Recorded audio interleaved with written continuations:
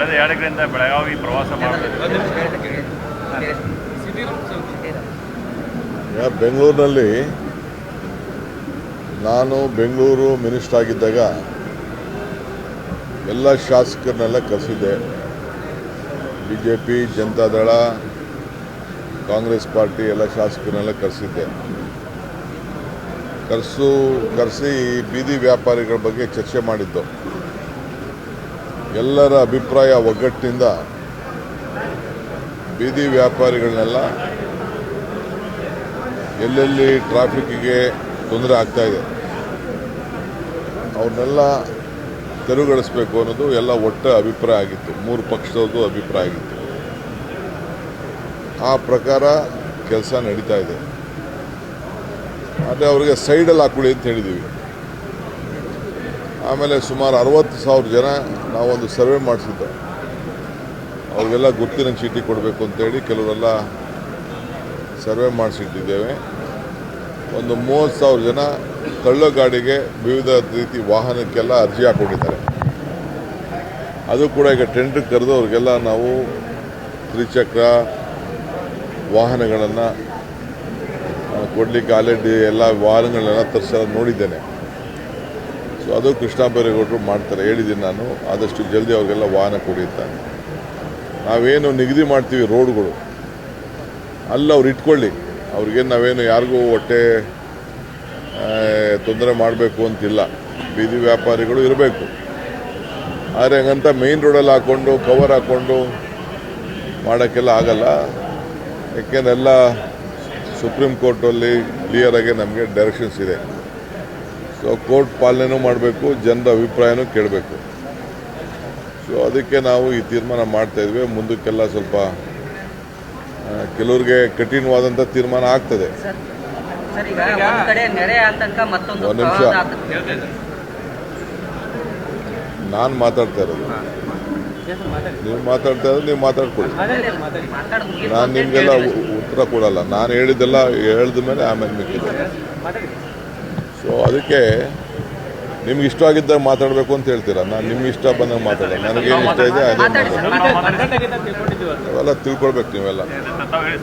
ನಾನೆಲ್ಲೂ ಮೀಡಿಯಾಗೆ ಅಡ್ರೆಸ್ಸೇ ಮಾಡ್ತಿಲ್ಲ. ಇಲ್ಲಿ ಏನೋ ನಿಮ್ಗೆ ಗೌರವ ಕೊಟ್ಬಿಟ್ಟು ನಾನು ನಾಳೆ ಫ್ರೆಂಡ್ಸ್ ಅಂತ ಬಂದಿದ್ದೀನಿ. ಸೊ ಈ ಬೀದಿ ವ್ಯಾಪಾರದ್ದು ಈ ರೀತಿ ತೀರ್ಮಾನ ಮಾಡಿದ್ದೇವೆ.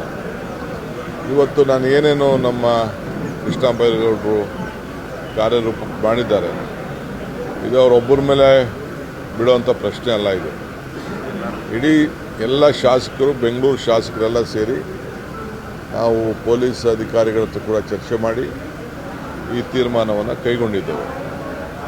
ಸೊ ಅವ್ರಿಗೆ ಆಲ್ಟರ್ನೇಟಿವ್ ಸ್ವಲ್ಪ ಸೈಡ್ ರೋಡ್ಗಳು, ಬೇರೆ ರೋಡ್ಗಳನ್ನ ಕೊಡ್ತೀವಿ. ಬಟ್ ಅವರು ವ್ಯಾಪಾರ ಮಾಡ್ಕೊಂಡು ಸಾಯಂಕಾಲ ಹೋಗಬೇಕು. ತಳ್ಳ ಗಾಡಿ ತೊಗೊಬರ್ಬೇಕು, ಇಟ್ಕೋಬೇಕು, ಹೋಗಬೇಕು. ಅಲ್ಲೇ ಟೆಂಟ್ ಹಾಕೊಂಡು ಕೂತ್ಕೊಳ್ಳೋಕ್ಕಾಗಲ್ಲ. ಸೊ ಎಲ್ಲ ನಾಗರಿಕರಿಗೆಲ್ಲ ಅವ್ರವ್ರ ಬದುಕು, ಅವ್ರವ್ರ ಪಾಪ ಆಸ್ತಿ ಮುಂದೆ, ಮನೆ ಮುಂದೆ ಹಾಕೊಂಡ್ರೆ ಯಾರು ಸುಮ್ಮನೆ ಇರ್ತಾರೆ.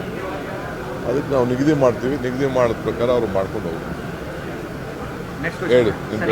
JBI ಎಲೆಕ್ಷನ್ ಆಗಸ್ಟ್ ಎಂಡಿಗೆ ಮಾಡೋದು ಸುಪ್ರೀಂ ಕೋರ್ಟ್ ಹೇಳಿತ್ತು. ಅದ್ರಾಗೆ JBI ಅಧಿಕಾರಿಗಳು ಸುಪ್ರೀಂ ಕೋರ್ಟ್ ಮೊರೆ ಹೋಗಿದ್ದಾರೆ. SIR ಕಾರಣಕ್ಕೆ ನಮ್ಗೆ ಡಿಸೆಂಬರ್ವರೆಗೂ ಕಾಲಾವಕಾಶ ಕೊಡಿ ಅಂತ. ನೋಡಿ, ಅವರು ಕೊಡಲ್ಲ ಅಂತ ಈಗಾಗಲೇ ಹೇಳಿದ್ದಾರೆ, ಲಾಸ್ಟ್ ನಿಮಗೆ ಆಗಸ್ಟ್ ಅಂತ. ಬಟ್ ವಾಸ್ತವಾಂಶ ಸ್ವಲ್ಪ ಸಮಸ್ಯೆ ಇದೆ ಅವ್ರ ಅಧಿಕಾರಿಗಳದು. ಅವ್ರಿಗೆ ಬಿಟ್ಬಿಟ್ಟಿದ್ದೀನಿ. ನಾನು ಇದಕ್ಕೆ ಇಂಟರ್ಫಿಯರ್ ಆಗಲ್ಲ. ನಾವು ಸಿದ್ಧತೆ ಏನು ಮಾಡ್ಕೊಳ್ಬೇಕು, ಎಲೆಕ್ಷನ್ಗೆ ಸಿದ್ಧತೆಯನ್ನು ನಮ್ಮ ಪಕ್ಷಗಳಲ್ಲಿ ನಾವೆಲ್ಲ ಮಾಡ್ಕೊಳ್ತಾ ಇದ್ದೀವಿ. ಒತ್ತಡ ಏನಿಲ್ಲ. ನಮ್ಮ ನಾಯಕರು ಇವತ್ತು ನಾಳೆ ನಮ್ಮ ಬರ್ತಾರೆ. ಬಂದ ಮೇಲೆ ಯಾವತ್ತು ಅವ್ರು ಕರೀತಾರೆ ನಾನು ಅವತ್ತು ಹೋಗ್ತೀನಿ. ಬೆಳಗಾವಿಯಲ್ಲಿ RSS ಸಭೆ ಆಗ್ತಿದೆ, ವಾರ್ಷಿಕ ಪ್ರಾಂತ ಸಭೆ ಆಗ್ತಿದೆ. ಖರ್ಗೆ ಅವರು ಹೇಳ್ತಾರೆ ಮುಂದೆ ಇಲ್ಲ, ಮಾಡಬೇಕಾದ್ರೆ ಕಡ್ಡಾಯವಾಗಿ ಅನುಮತಿ ಪಡೆಯಬೇಕಂತೇಳಿ. ತಾವೇನು ನೋಡೋಣ, ನನಗಿನ್ನೂ ಅದು ಮಾಹಿತಿ ಬಂದಿಲ್ಲ. ಈ ಪೇಪರಲ್ಲಿ ಬರೆದಿದ್ರೆ ಅಷ್ಟು ಮಾತ್ರ ಗೊತ್ತಿದೆ. ವರದಿ ಕೇಳಿದ್ದೀನಿ. ಆಮೇಲೆ ಕಾನೂನಲ್ಲಿ ಯಾರಿಗೇನೇನು ಅವಕಾಶ ಇದೆ ಆ ಅವಕಾಶಗಳಿಗೆಲ್ಲ ಸಿಗ್ತದೆ. ಕಾನೂನಲ್ಲಿ ಅವಕಾಶ ಇಲ್ಲ ಅಂದರೆ ಅವಕಾಶ ಸಿಗೋದಿಲ್ಲ. ಒಬ್ಬೊಬ್ಬರಿಗೆ ಒಂದೊಂದು ಮಾಡೋದಲ್ಲ. ಉತ್ತರ ಕನ್ನಡದ ಭಾಳಷ್ಟು ಶಾಸಕರು ತಮ್ಮನ್ನು ಭೇಟಿಯಾಗಿದ್ದಾರೆ. ಮೋಡ ಬಿತ್ತನೆ ಬಗ್ಗೆ ಭಾಳ ಡಿಮ್ಯಾಂಡ್ ಇದೆ. ನಾನು ನಮ್ಮ ಲೀಗಲ್ ಅಧಿಕಾರಿಗಳು ಮತ್ತು ನಮ್ಮ ಫೈನಾನ್ಸ್ ಡಿಪಾರ್ಟ್ಮೆಂಟ್ ಅವ್ರನ್ನೆಲ್ಲ ಮಾತಾಡಬೇಕು. ಶಾಸಕರೆಲ್ಲ ಭಾಳ ಒತ್ತಾಯ ಮಾಡಿ ಹೇಳಿದ್ದಾರೆ. ಪರಿಶೀಲನೆ ಮಾಡ್ತೀನಿ. ಸರ್, ಕಿತ್ತೂರು ಕನ್ನಡದ ಎಲ್ಲ ಶಾಸಕರು ಭೇಟಿಯಾಗಿದ್ದಾರೆ ನಿಮಗೆ 7 ಜಿಲ್ಲೆಯವರು ಏನೇನು ಮುಂದಿಟ್ಟಿದ್ರು, ಏನೇನು ಬಗೆಹರಿಸಿದ್ರೆ, ಏನೇನು ಹೊಸ ಯೋಜನೆಗಳನ್ನ ಜಾರಿಗೆ ತರ್ತಾರೆ? ಸದ್ಯಕ್ಕೆ ನಾನೀಗ ಹೇಳಿದಷ್ಟು 2 ವರ್ಷ ಅದು ಚಾಲನೆ ಆಗಂತ ತೀರ್ಮಾನಗಳನ್ನು ನಿನ್ನೆ ಕಿತ್ತೂರು ಕರ್ನಾಟಕದ ಸುವರ್ಣಸೌಧದಿಂದ ತೆಗೆದುಕೊಂಡಿದ್ದೆ. ಎಲ್ಲ ಉಂಡಿಗಳಲ್ಲೂ ಕೂಡ ದುಡ್ಡು ಭಾಳ ಹುಷಾರಾಗಿಡಬೇಕು ಅಂತ.